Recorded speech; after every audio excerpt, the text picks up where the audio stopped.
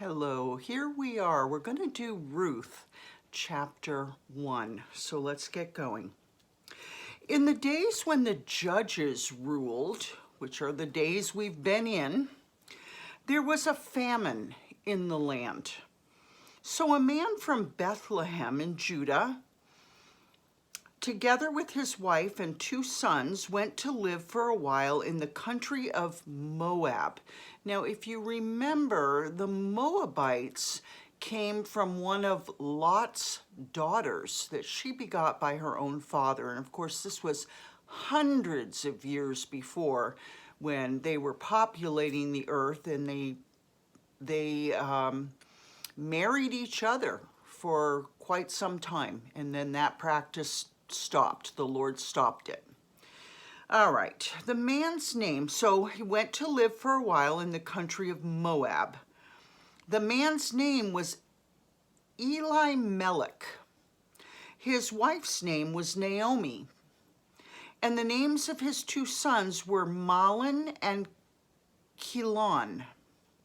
Mahlon is Mahlon, and Chilion is Kilion, so it's Kilian, I'm sorry. Mahlon and Chilion. They were Ephrathites from Bethlehem, Judah, and they went to Moab and lived there. Now, Elimelech, Naomi's husband, died, and she was left with her 2 sons. They married Moabite women, one named Orpah, O-R-P-A-H, and the other Ruth. So Orpah and Ruth are Moabite women that Naomi's sons married because they had moved from Bethlehem, Judah, to Moab, okay? After they had lived there about 10 years, both Mahlon and Chilion also died. And Naomi was left without her 2 sons and her husband. When Naomi heard in Moab that the Lord had come to the aid of his people by providing food for them, she and her daughters-in-law prepared to return home from there. So they were going to go back to Judah. With her 2 daughters-in-law, she left the place where she had been living and set out on the road that would take them back to the land of Judah. Then Naomi said to her 2 daughters-in-law, "Go back, each of you, to your mother's home. May the Lord show you kindness." Because remember, they're Moabites. So she's saying, go back to your mom. Okay, excuse me, I'm going to try not to sneeze. Okay. May the Lord grant that each of you will find rest in the home of another husband. Then she kissed them goodbye, and they wept aloud and said to her, "We will go back with you to your people." But Naomi said, "Return home, my daughters. Why would you come with me? Am I going to have any more sons who could become your husbands? Return home, my daughters. I'm too old to have another husband. Even if I thought there was still hope for me, even if I had a husband tonight and then gave birth to sons, would you wait until they grew up? Would you remain unmarried for them? No, my daughters, it's more bitter for me than for you, because the Lord's hand has turned against me." At this they wept aloud again. Then Orpah kissed her mother-in-law goodbye, but Ruth clung to her.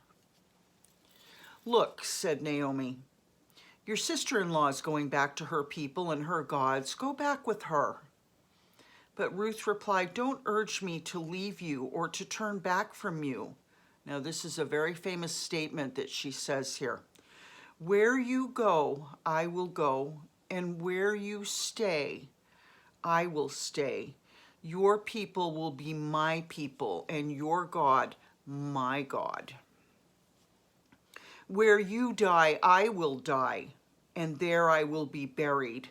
May the Lord deal with me, be it ever so severely, if even death separates you and me." When Naomi realized that Ruth was determined to go with her, she stopped urging her. So the 2 women went on until they came to Bethlehem. When they arrived in Bethlehem, the whole town was stirred because of them, and the women exclaimed, "Can this be Naomi?" Because remember, she had moved from there to go to Moab with her husband. "Don't call me Naomi," she told them. "Call me Mara, M-A-R-A, because the Almighty has made my life very bitter. I went away full, but the Lord has brought me back empty. Why call me Naomi? The Lord has afflicted me. The Almighty has brought misfortune upon me." So Naomi returned from Moab, accompanied by Ruth the Moabite, her daughter-in-law, arriving in Bethlehem as the barley harvest was beginning. All right, so chapter 2. Now they're back in Naomi's homeland of Bethlehem. Now, Naomi had a relative on her husband's side, a man of standing from the clan of Elimelech, whose name was Boaz. That's B-O-A-Z.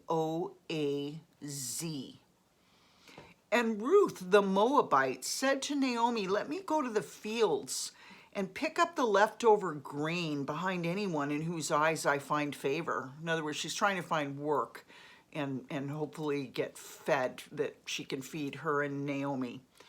Naomi said to her, "Go ahead, my daughter." So she went out, entered a field, and began to glean behind the harvesters.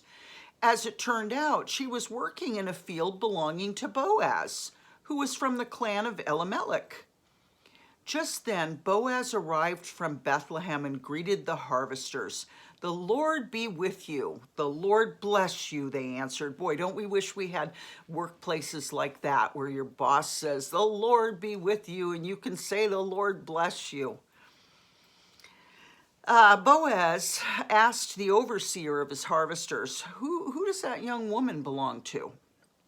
The overseer replied, "She's the Moabite who came back from Moab with Naomi." You know, I'm thinking it's kind of interesting that we're reading about a very important woman, two important women, Naomi and Ruth, because it's International Women's Day. I don't know how much that means in the world we live in today, but I think it's interesting. You know, God is funny with his timing.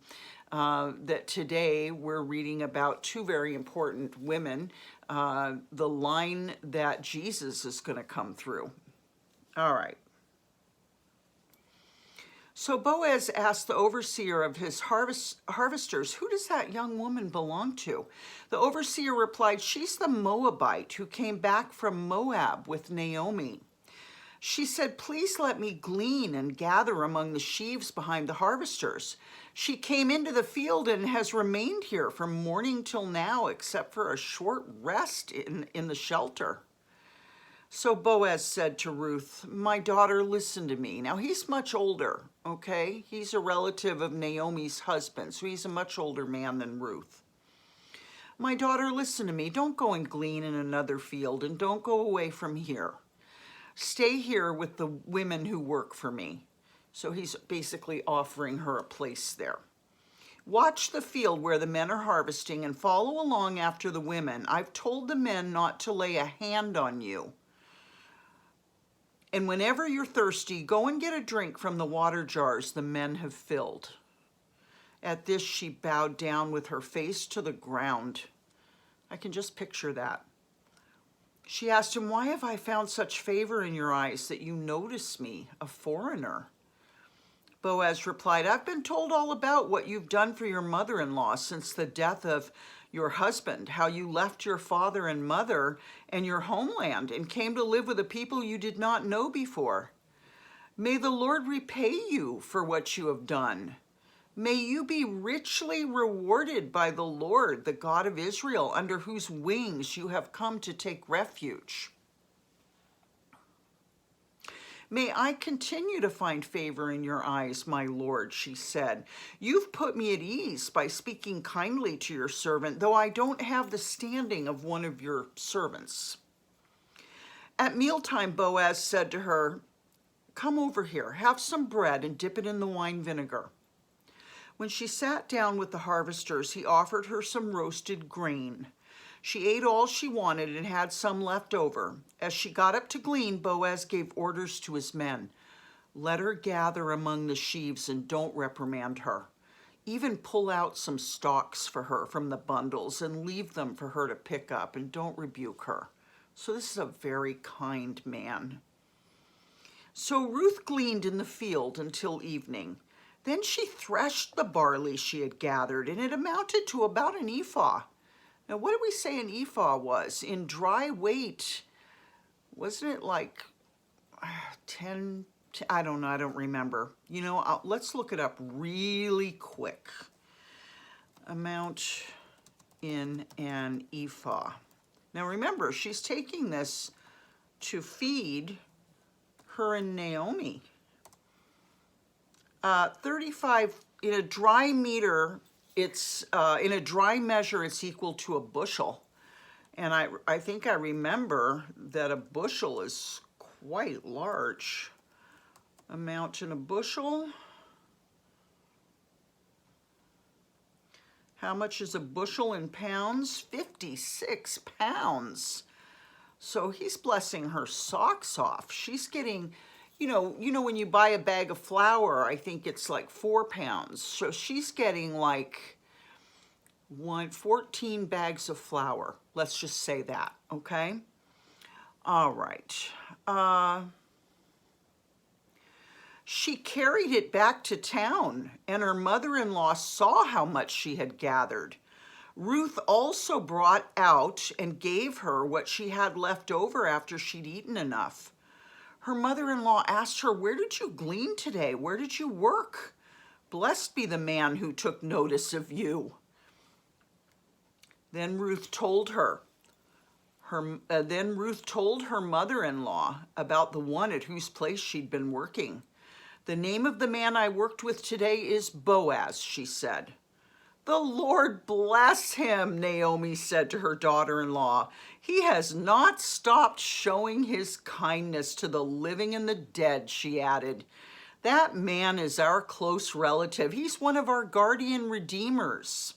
Let's quickly find out what a guardian redeemer is.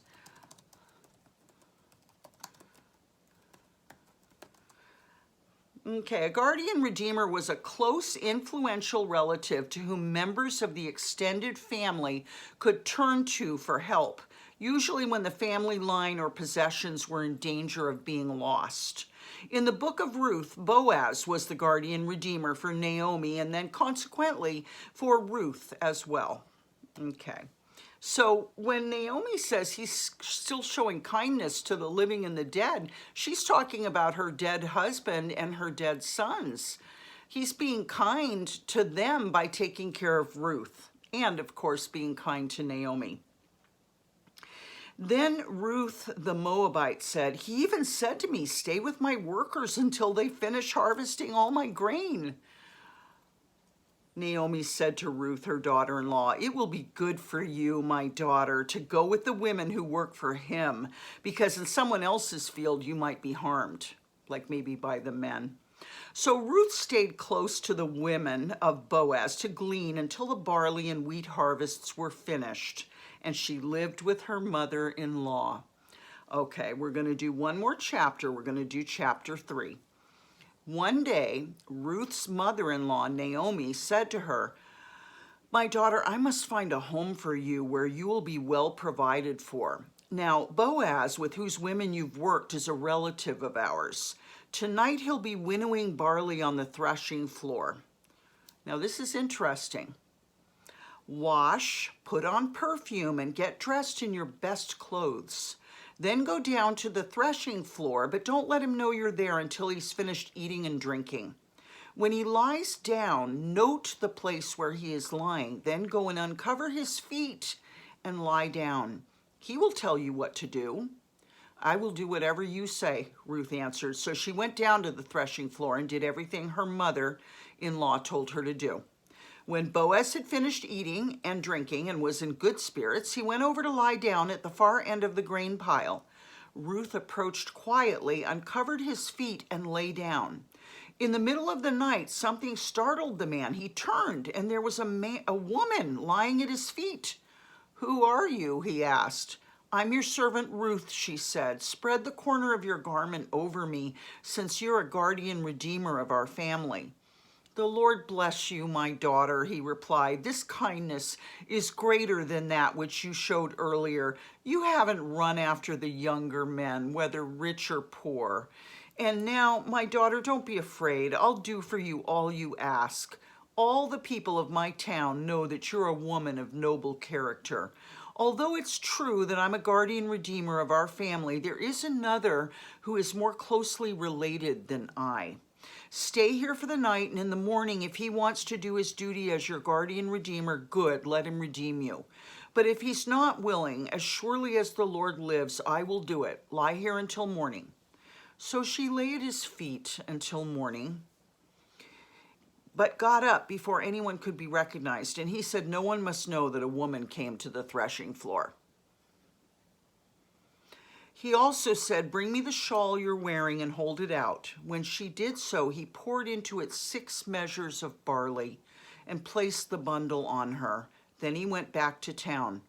He's just so kind. Wow. When Ruth came to her mother-in-law, Naomi asked, how did it go, my daughter? Then she told her everything Boaz had done for her and added, he gave me these 6 measures of barley, saying, don't go back to your mother-in-law empty-handed. So kind. Then Naomi said, wait, my daughter, until you find out what happens, for the man will not rest until the matter is settled today. Meaning he's going to go into town, he's going to find that other guardian redeemer that's even closer to Elimelech and Naomi, to their part of the family, and see if he will redeem Ruth. And if you remember, we talked about in the Torah about Israelites, Jewish people redeeming other Jewish people, taking them into service and doing for them. And, I think at the end of 7 years, they can leave, and not charging them. Well, anyway, I don't want to get into an area where I'm not remembering it all, but you get it. So this is something that is supposed to happen. He's taken it on. He's going to find out if the other man is going to be her guardian redeemer. And I believe the next chapter we'll see how that goes. And then we'll see what happens. I love you guys. You have a wonderful evening, okay? And I'll see you tomorrow. Bye-bye.